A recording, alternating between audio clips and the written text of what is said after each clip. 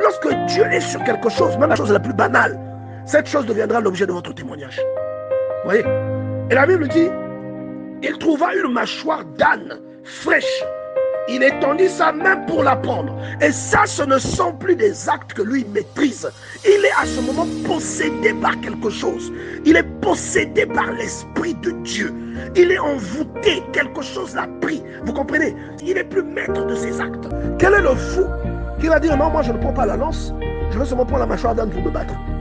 Quel est ce fou qui dira que moi je laisse mon épée, je vais seulement choisir une mâchoire d'âne? Pour te dire qu'aujourd'hui, même ton handicap peut devenir l'objet de la gloire de Dieu dans ta vie.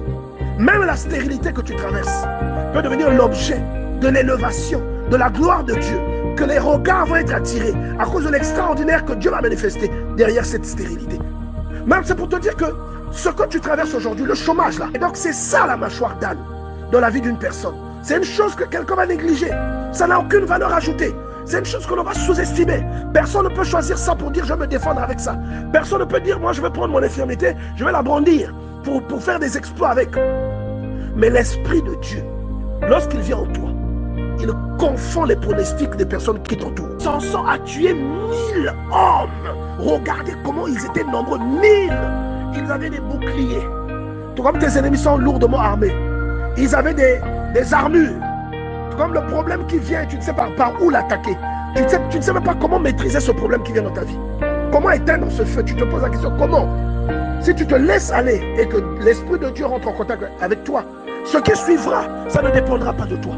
Parce qu'un homme normal ne peut pas penser qu'avec une mâchoire d'âne, il peut défaire toute une armée. 1000 personnes.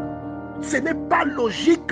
Un être humain normal et intelligent ne peut pas réfléchir comme ça. Et la Bible nous avertit que la puissance de Dieu, ou la sagesse de Dieu, ou les mystères de Dieu sont une folie pour les personnes intelligentes. C'est pour te dire que ce qui est logique, une fois que tu rentres dans le divin, ce qui est logique cesse d'être logique. Et Seigneur, est-ce qu'il y a une situation qui peut bloquer un croyant?